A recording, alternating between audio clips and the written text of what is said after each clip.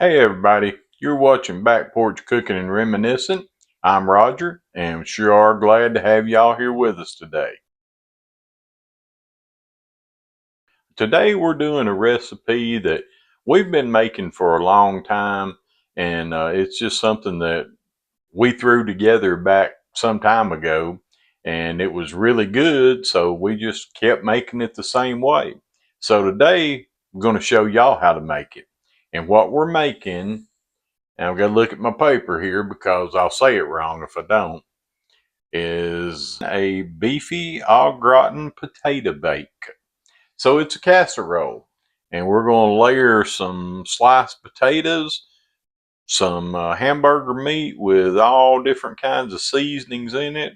And of course, it'll have cheese, but it's going to have a kind of a white sauce mixed in with it. And that's the part that makes it really, really good. So y'all sit back, relax, get you something cold to drink, and get ready, and we're going to show you how to make this.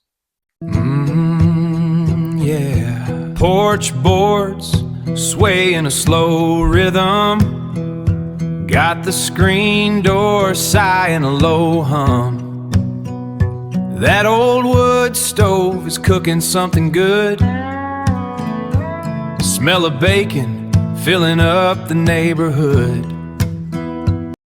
To get this recipe started, the first thing that we've done is we have sliced our potatoes. They're just thin sliced, they're not thick sliced or anything. And we're going to parboil these just to kind of get them started cooking and to get a little bit of tenderness in them. That way, when we put this in the casserole, it doesn't take quite as long to cook. We've got a pound of hamburger here, and we've got a half a stick of butter that we're melting in here. We're going to cook our hamburger and we're going to add our vegetables to this. So we're just going to take our meat masher and we're going to just break up that hamburger a little bit. And we're going to let that get started cooking. We've got our hamburger mashed up, and I've switched to a wooden spoon here now.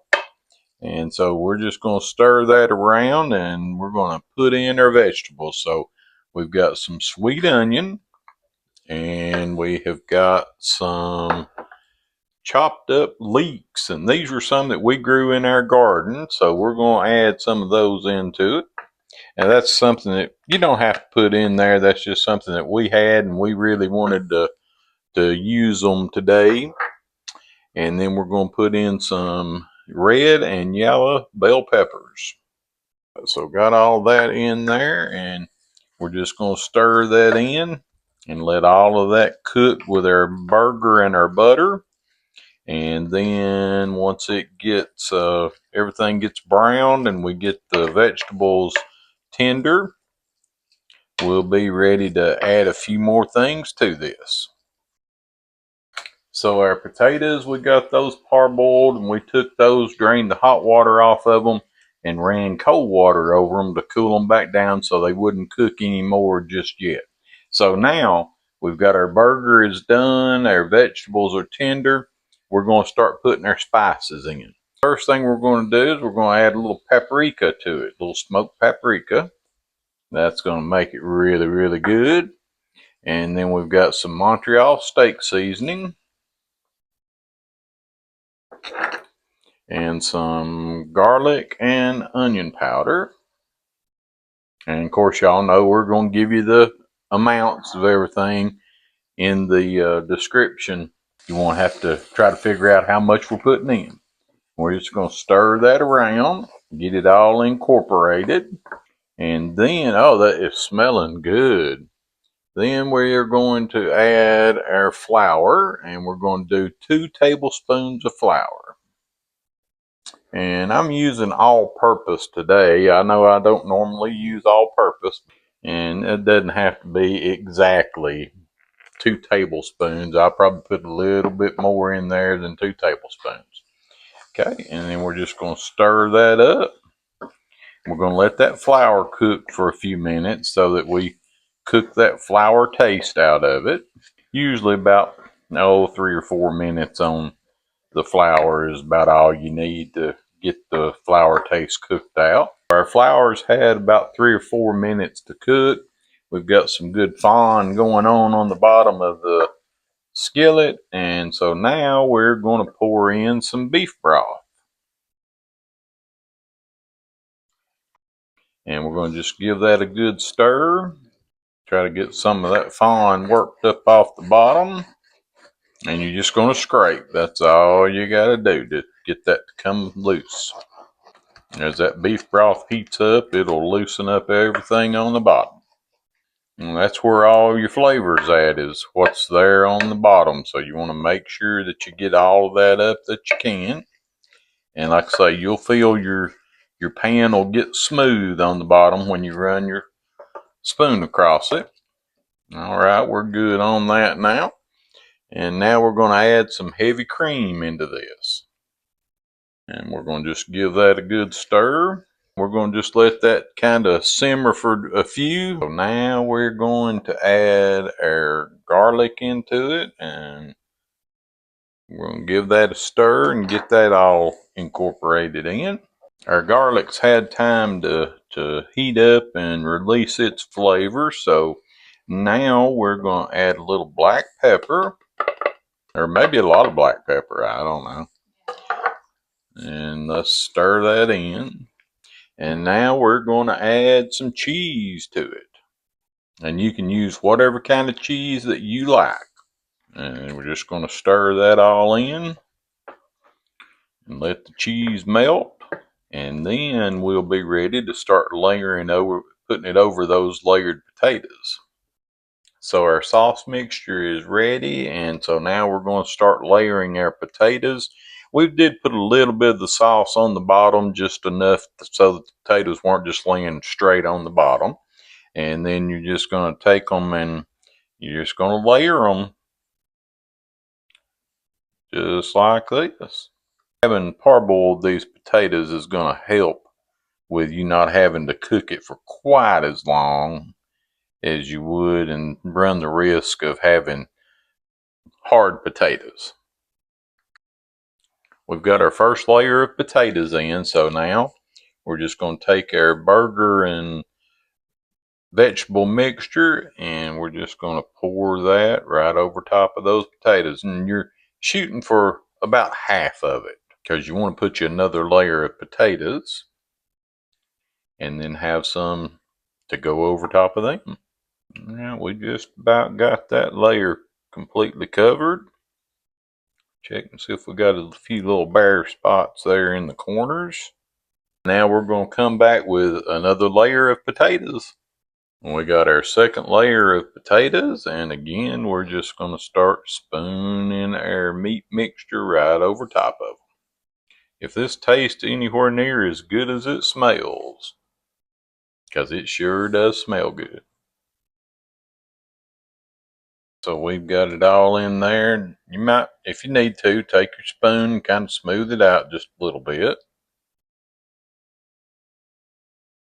Now, you know, most people in their casseroles like this, they'll use a cream of mushroom or a cream of chicken soup. Not in this one, guys. So now we're going to go into a 350-degree oven and we're going to let this cook for probably about 35-45 minutes until it's good and bubbly. And then we're going to take it out in about the last 15 minutes and we're going to put some more cheese right on top. Our casserole's been cooking for about 40 minutes now. So we just removed it, and as you can see, it's bubbling really nicely around the edges. And so we are going to do a little topping of cheese on here. Now you can put as much or as little cheese as you want to on it. Totally up to you. And actually, this is just all the cheese that I've got. So if I'd had more, I would probably have put it on there.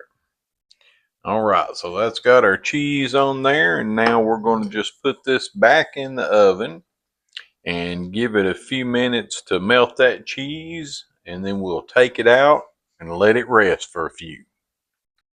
Our casserole's been out of the oven for about 20 minutes, and I believe it's ready to get us some on a plate and see how it tastes.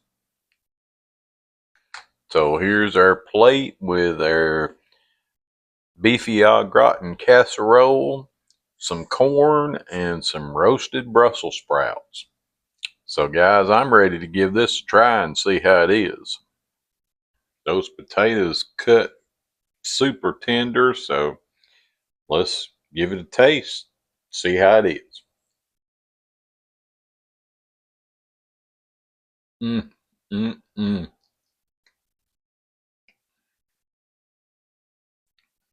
Oh, you can taste that cheese and all the spices that we put in there. I'm telling you, this is delicious. I'm gonna have another bite. If you want something that is just comfort food, this is it. Like I say, we didn't put any cream of mushroom soup or any cream of chicken soup in it. We just used the heavy cream and the beef broth, and it is so, so good and cheesy. You can definitely taste that cheese. So, guys, make this for your family, share it with your friends. They'll love you for it. It is that good. Okay. Remember, hit that like and subscribe button for me if you haven't already. Click on that bell. Leave us a comment. Tell us what you think about our casserole, if you ever had anything like it. So, guys, appreciate y'all being here. We enjoy making these videos for you. And I guess we'll see you the next time that we have a video ready. So, y'all have a great evening. And thanks again.